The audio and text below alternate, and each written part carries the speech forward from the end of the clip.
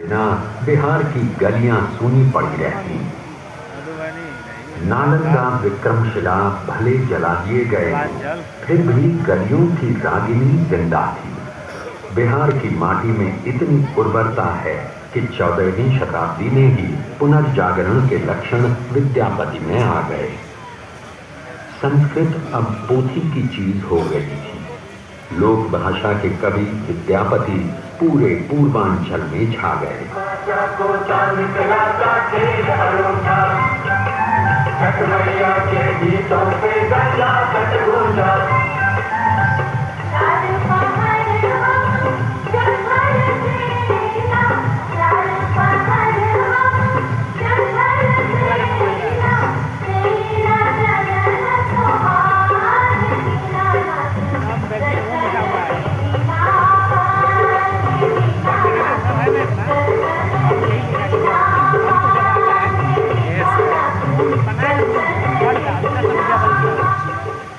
चलिए अब बात करते हैं बिहार के उस लाल की जिसने 16वीं शताब्दी में दिल्ली की सल्तनत पर अपना परचम फहराया।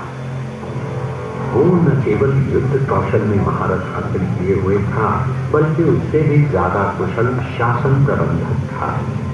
उसकी सुदृढ़ शासन व्यवस्था का लाभ न केवल हुमायूं और अकबर को मिला, बल्कि अंग्रेज शासन को भी मिला। ढाका से पेशावर तक की सड़क, रोहतास का किला, पंजाब में झेलम का किला, दिल्ली का किला, पटना का किला, सभी उसके अवदान हैं। ये कोई और नहीं पर शेर शाह सूरी थे। उसने देश में पहली बार चांदी से बने मानक रुपयों को चलाया और ये रुपए बाद में चलकर भारतीय उपमहाद्वीप के देशों की आधिकारिक मुद्रा बने। उसने डाक व्यवस्था को दुरुस्त किया और पाटलिपुत्र, जो कि 7वीं सदी से ढलान पर था, उसे पटना नाम देते हुए फिर से विश्व के मानचित्र पर ला खड़ा किया।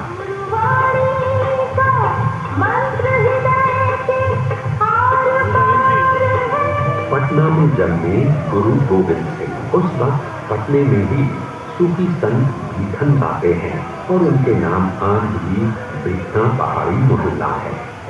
सूफी संत बीठन जब गोविंद राय से मिले तो उन्होंने भविष्यवाणी की कि ये सूर्य जैसा तेजस्वी, वायु जैसा गतिमान और गंगा जैसा पवित्र होगा। और गोविंद राय ने बचपन में ही मगध के इतिहास का संपूर्ण व्यक्तित्व धारण कर लिया। ज्ञान, कर्म और भाव का संपूर्ण समन्वय। आगे चलकर उन्होंने खालसा पंथ की शुरुआत की और 42 साल की उम्र में शहीद हो गए। आज भी पटना का तख्त सिख धर्मावलंबियों के लिए अकाल तख्त के ठीक बाद आता है। इसके बाद बात करते हैं 18वीं सदी के अंतिम दिनों की, जब बिहार में एक ओर यूरोप के व्यापारी अपनी फैक्ट्रियां लगा रहे थे तो दूसरी ओर मुगलों का ठाट बाट बरकरार था। जहाजों से कारोबार हो रहा था और इस इलाके का चावल, जो पटना राइस के नाम से जाना जाता था, पूरे यूरोप में छा गया था।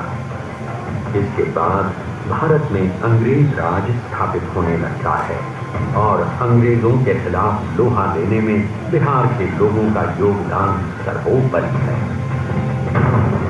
इसकी शुरुआत करते हैं तिलका मांझी से, जिन्होंने 1780-85 के बीच भागलपुर के जंगलों में अंग्रेजों की नाक में दम कर दिया था। 13 जनवरी